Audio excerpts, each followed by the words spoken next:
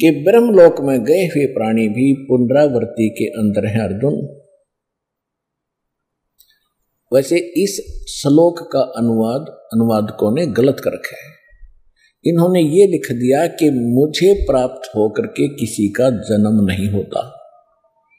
नहीं, इसका अर्थ ये है कि ब्रह्मलोक में गए हुए प्राणी भी पुनरावृत्ति यानी पुनर्जन्म मृत्यु के अंदर हैं अर्जुन। और जो ये नहीं जानता कि ओम के जाप वाला ब्रह्मलोक में गया, ब्रह्मलोक में गए हुए भी जन्म मृत्यु में रहते हैं, वो मुझे प्राप्त होकर भी पुनर्जन्म है अर्जुन।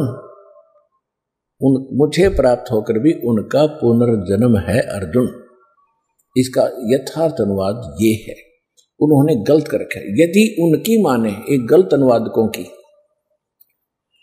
ये झूठे अनुवाद कर रखे, इनको ज्ञान नहीं था।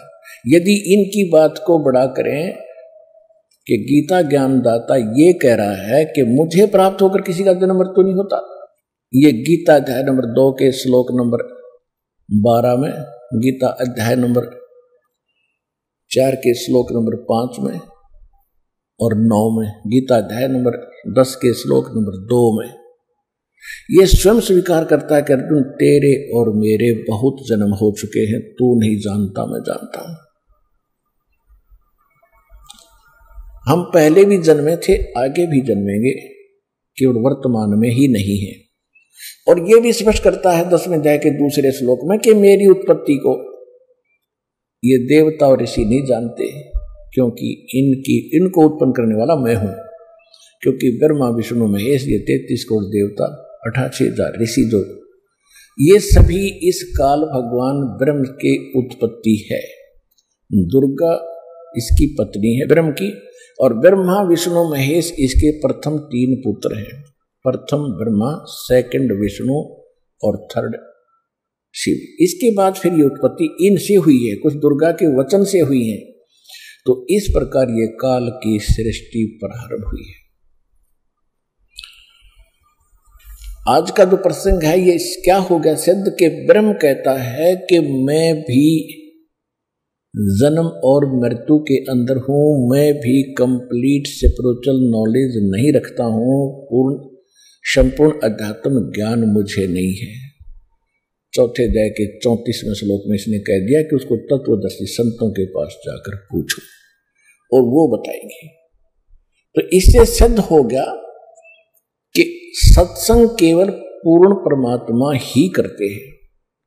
उन्होंने आज से 600 वर्ष पहले इस कलयुग में आके सत्संग किया था। परमेश्वर कबीर जी ये पूर्ण परमात्मा है, सच्चिदानंद घन ब्रह्म है। इनको संत भाषा में सत्पुरुष कहते हैं। श्रीमद् भगवत गीता के अंदर इसको परम अक्षर ब्रह्म कहा है। गीता अध्याय नंबर 7 के श्लोक नंबर 29 में गीता ज्ञान दाता कहता है, वैसे तो गीता अध्याय नंबर 7 के अंदर बहुत कंप्लीट ज्ञान है, बहुत अच्छा ज्ञान है।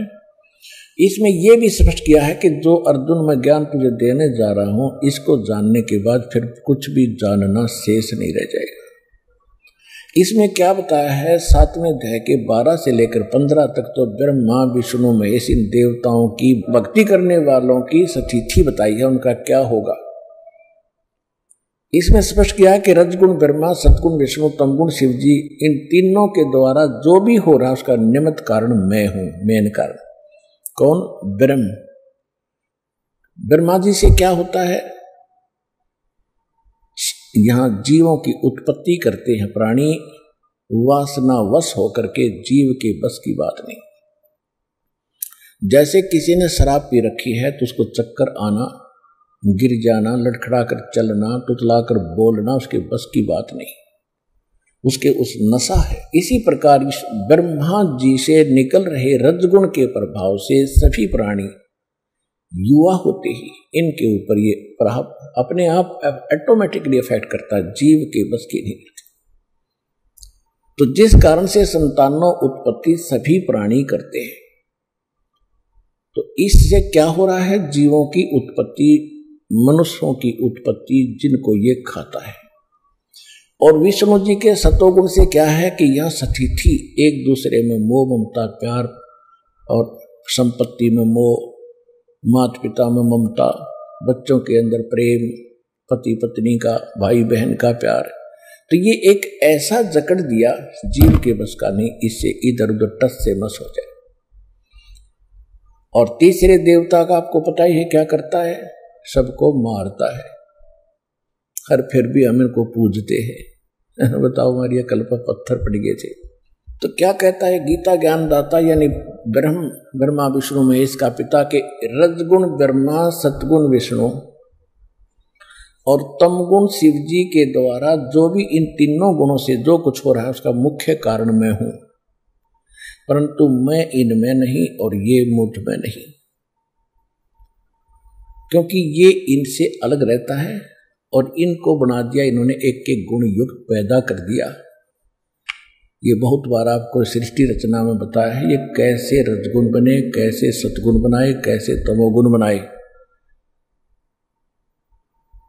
और इनसे जो कुछ हो रहा उसका निमित्त कारण मैं हूं, क्योंकि इसने 1 लाख मानव शरीरधारी प्राणियों को खाना पड़ता है।